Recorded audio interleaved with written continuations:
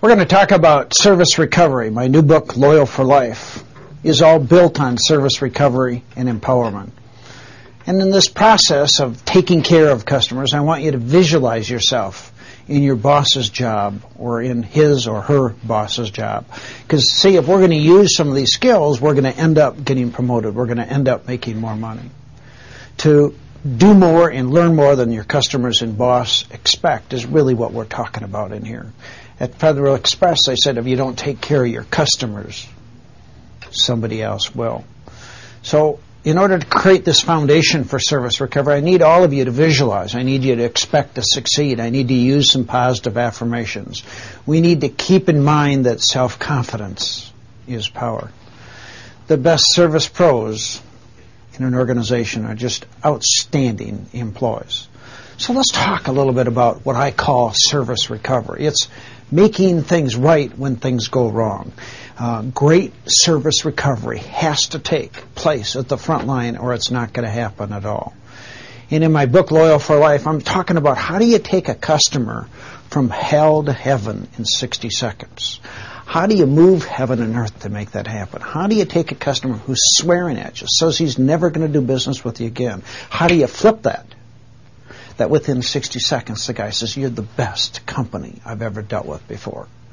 So service recovery, in a sense, is putting a smile on the customer's face after you blew it, after your company screwed up. Maybe it was you, maybe it was your organization, and doing it in 60 seconds or less. I think it's more advanced, significantly more powerful than simply saying, sir, I'm sorry. It's a tool that will build strong customer loyalty. It will bring a customer back from defection.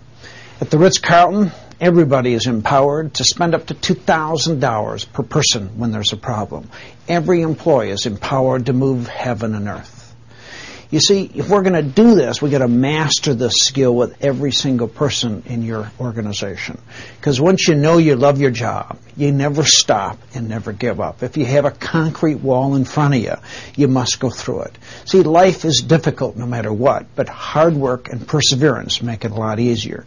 Service recovery is going to help provide some foundations. The premise of what I'm talking about is I think every organization, I don't care how good we are, sometime during the day, during the week, during the month, is going to blow it. We're going to screw up. There is going to be a big boo-boo, a mistake. The first solution that we're used to doing is we apologize. We take responsibility. And if you do that, it works at least 50% of the time. The problem is rarely will an employee apologize. Rarely will an employee take responsibility. The second solution to service recovery is to make a customer so excited about your mistake and in the solutions. I'll give you an example. I was in Vail, Colorado a couple years ago skiing with a friend. We were up in a chair and it stopped. We were in the chair for 60 minutes. 3 different times the ski patrol came down, kept telling us what the status was. When we finally got to the top of the chair, 3 different people from Vail were at the top to greet us. They gave each of us 2 free lift tickets and 1 free drink ticket. Each lift ticket at the time was worth $70 a ticket. The drink ticket was probably worth $6. The balance of the day, because when you ride in a chairlift, you have 4 people on a chair. There were only 2 of us. We kept telling everybody, yeah, we got stuck on chair 32, and we got 2 free lift tickets. We were bragging to everybody. That day, the following day, we're on the chairlift going up. Yesterday, we were on chair 23. We were the guys that got stuck, and we got 2 free lift tickets. That's what I'm talking about, service recovery. Now, Vail happens to be probably the best ski resort in the world for customer service, the best skiing in the world. Do you think Vail went broke because they gave away a couple free lift tickets? The real question is, what did it cost Vail to give away a free drink ticket and 2 lift tickets? Virtually nothing. See, when your organization screws up, customers are extremely unhappy. They're upset.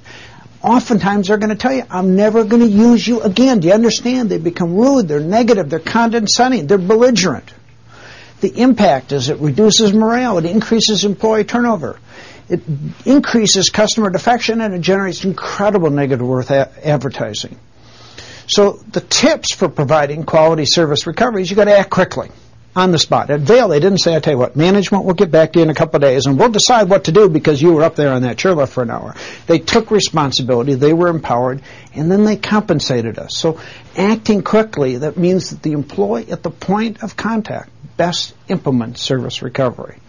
You got to avoid moving the problem and the complaints up to the chain of command. You want the employee at the very bottom of your organization that takes immediate action. So the key is we got to take responsibility, no matter who's at fault. You got to sincerely apologize. You got to make sure you do not place blame, and thank the customer for pointing out the problem. Don't lie. Don't try to cover up a mistake. Don't point out the customer's misunderstanding. And at this point, we got to be empowered. You got to give the employees the ability to make an empowered decision to give something away that has value in the eyes of the customer.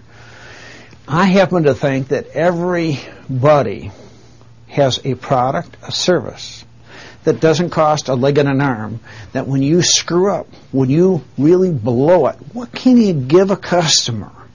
When they get it, they say, oh my gosh, this is cool. See, that's what Vail did. Okay? Now, I think whether you're a restaurant, whether you're a manufacturing firm, all of us got products and services that we have that when we make a mistake, our employees instantly can give away. Let's visualize we're in a restaurant, for example. You had a reservation for 7 o'clock at night. You're not going to get seated till 8 o'clock. Something went wrong. They got people that are piled up deep.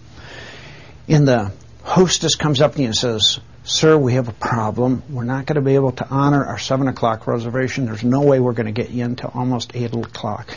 Is it possible, sir, because of the inconvenience, that we could buy you and your friends a round of drinks, at least a couple times, while you're waiting for the 8 o'clock reservation?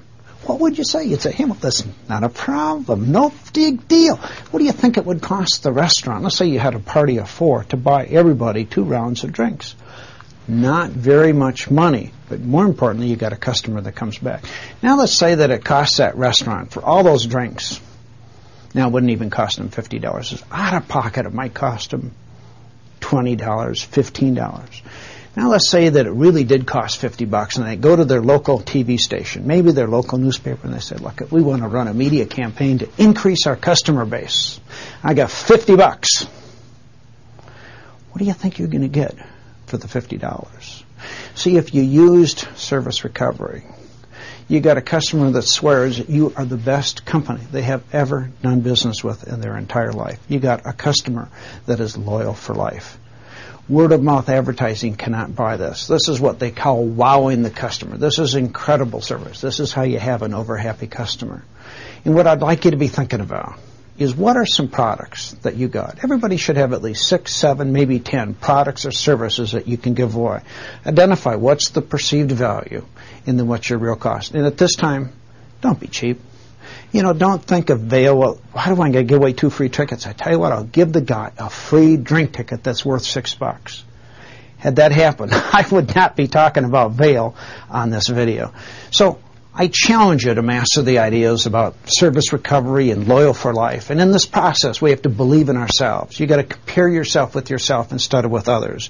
You got to be the role model out there, that when a customer experiences your company and when there is a problem, when there is a mistake, 100% of your employees have mastered the art of service recovery.